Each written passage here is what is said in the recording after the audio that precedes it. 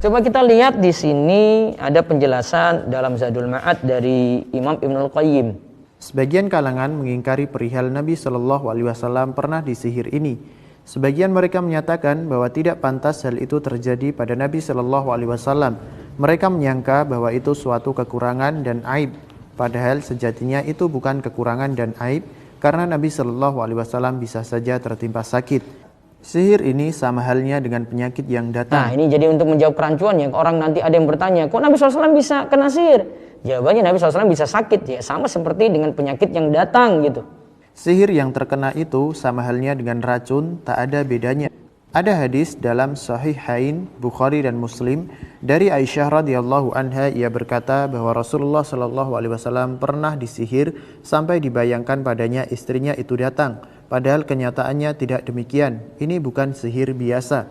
Ibnul Qayyim rahimahullah masih melanjutkan, Al-Qadi Iyad berkata, sihir itu termasuk penyakit. Nah, ini diberi catatan penting. Sihir itu termasuk penyakit. Maka kalau orang itu bisa sakit, maka ada orang juga bisa disihir. Nabi Shallallahu Alaihi Wasallam sah-sah saja menderita sakit sebagaimana beliau terkena penyakit lainnya. Nah, jadi Nabi SAW itu bisa terkena penyakit lain kan? Maka beliau juga bisa disihir. Itu tidak ada yang mengingkari. Hal itu bukanlah celah pada kenabian beliau. Dan catatan kalau Nabi SAW disihir ini bukan jadi celah bagi kenabian beliau begitu. Seandainya ini sudah jadi celah juga, orang-orang musyrik sudah katakan kelemahan beliau dalam hal sihir ini, tapi mereka tidak mencela dalam hal ini gitu. Adapun keadaan beliau yang membayangkan melakukan sesuatu padahal beliau tidaklah melakukannya, ini tidaklah menjadi aib dalam hal kemaksuman beliau yang dinyatakan dalam dalil bahkan ijma atau kata sepakat ulama.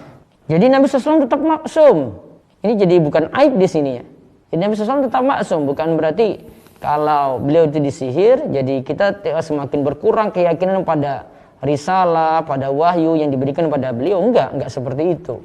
Tetap kita yakin tentang wahyu yang beliau bawa gitu. Sebagaimana beliau bisa sakit, maka beliau juga bisa terkena sihir. Perkataan Ibnul Qayyim ini jadi jawaban bagi orang yang mungkin mengincar kesalahan Nabi, ingin menjatuhkan Nabi SAW dari sisi ini.